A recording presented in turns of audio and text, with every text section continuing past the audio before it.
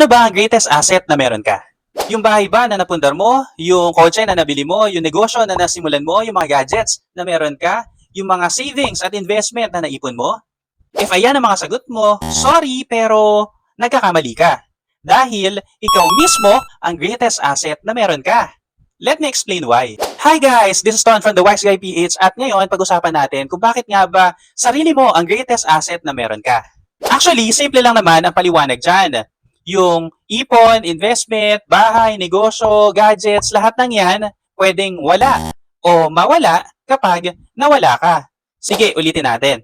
Pwedeng wala. Di ba kapag nawala ka na deads ka, ganyan. Ibig sabihin nun, wala na rin bibili ng mga yan. So, maaring wala. O pwede rin na mawala. Kasi kapag, let's say, na-deads ka uli, o miski nga nagkasakit ka nga lang, pwedeng isuko mo siya kasi hindi mo na kayang bayaran, ituloy ang pagbabayad, o kailangan mo na ring ibenta para magkaroon ng extra funds sa pagpapagamot. In the end, lahat ng napundar mo, lahat ng mga yan pwedeng mawala kapag nawala ka. Ngayon, alam mo na kung ano ang greatest asset ang meron ka, paano mo naman ito mapoprotektahan, lalo na kung ikaw pa ang breadwinner ng pamilya. Ikwentuhan muna kita. Katulad ng nakikita nyo dyan, isang happy family na may asawa at anak. Let's say nawala yung breadwinner. Sabihin natin si tatay. Yung family na yan will suffer three kinds of deaths. First, si wife mawawala ng husband. Second, yung kids mawawala ng father. Third, the family will lose their income.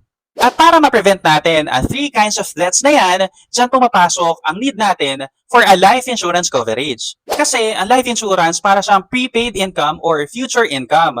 Kumbaga, babayaran mo lang ng 9,000 quarterly pero ang kapalit, buong 1 million na. Napakaliit na halaga para sa future income na marireceive ng family in case of death.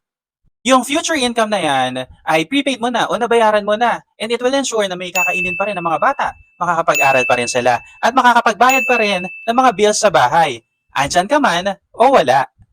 At ngayong alam mo na kung ano ang greatest asset mo, PM mo lang ako para matulungan kitang protektahan yan. Share mo na rin ang video na to para mas marami makalam kung ano nga ba ang greatest asset ang meron sila at kung paano nga ba ito mapoprotektahan. If you have any questions, please leave your comments below. If gusto mo naman na tulungan kita privately, here are the ways to get in touch with me. Pero pinakamabilis ako mag-reply doon sa may arrow. Ayun lang, bye!